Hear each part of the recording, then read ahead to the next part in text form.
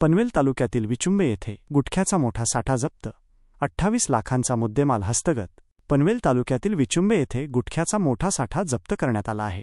आज सकाळी 7:30च्या सुमारास विचुंबे परिसरात काही अनैतिक गोष्टी घडत असल्याची माहिती गुप्त बातमीदारांकडून पोलिसांना मिळाली। त्यानुसार पोलीस प्रशासन आणि अन्न व औषध प्रशासनाने संयुक्तपणे या ठिकाणी धाड टाकली। या धाडीत विचुंबे गावातील एका चाळीतल्या खोलीमध्ये मोठ्या प्रमाणात गुटखा सापडला। महाराष्ट्रात गुटखा बंदी असल्याने हा साठा बेकायदेशीर होता।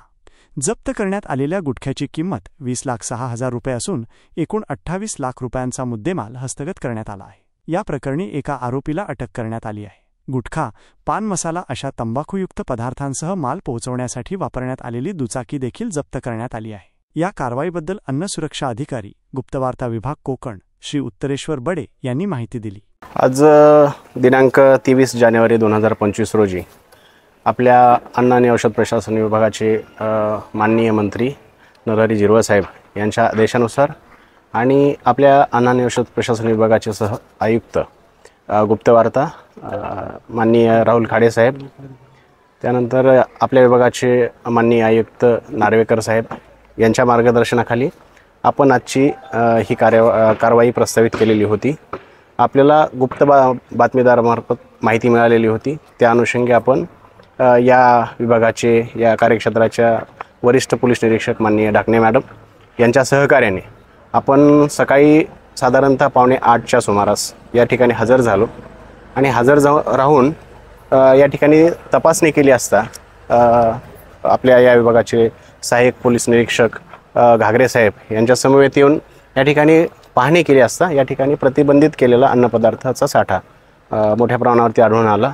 सदर साठ्याची किंमत साधारणतः 28 लाखाच्या जवळपास आहे आणि सदरचा प्रतिबंधित केलेला अन्नपदार्थाचा वितरण करण्यासाठी एक 2 व्हीलरची देखील वापर करण्यात येत होता। तर ती सुद्धा आपण या कारवाईमध्ये जप्त करणार आहोत। तर याच्यानंतर हा सदरचा साठा ताब्यात घेऊन पुढील कार्यवाहीसह आपण या प्रकरणामध्ये प्रथम खबर अहवाल म्हणजेच FIR सुद्धा दाखल करणार आहोत। याच्यामध्ये वेगवेगळ्या प्रकारचे प्रतिबंधित अन्नपदार्थ होता। साधारणतः 14 प्रकारचे वेगवेगळे प्रतिबंधित अन्नपदार्थ होते। याच्यामध्ये गुटखा, पान मसाला आणि सुगंधित तंबाखू यासारखे प्रतिबंधित केलेले अन्नपदार्थ होते। ते आपण जप्त करून पुढील कार्यवाही आपण तर साधारणतः याची व्हॅल्यू बघितली तर अप्रॉक्सिमेट 28 लाखाच्या जवळपास किंमत आहे। तर सदस्यतेमध्ये जेव्हा आपण या ठिकाणी व्हिजिट केली तेव्हा या ठिकाणी संदीप कुमार निषाद म्हणून जो व्यक्ती कामकाज पाहत होता त्या व्यक्तीला आपण ताब्यात घेतलेलं आहे।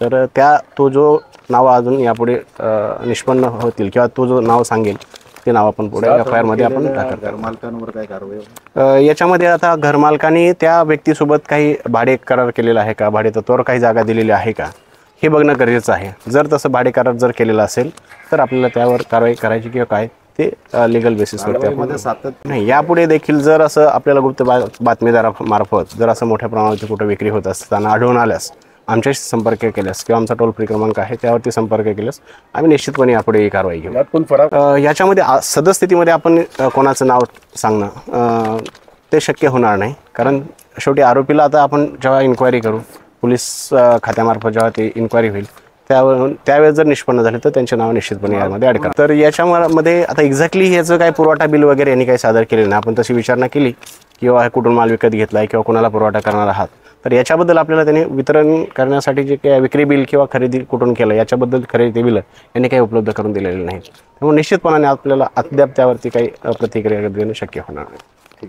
माझ्या चॅनलला सबस्क्राईब करा आणि बेल आयकॉन दाबा, जेणेकरून तुम्हाला माझे नवीन व्हिडिओ मिळतील।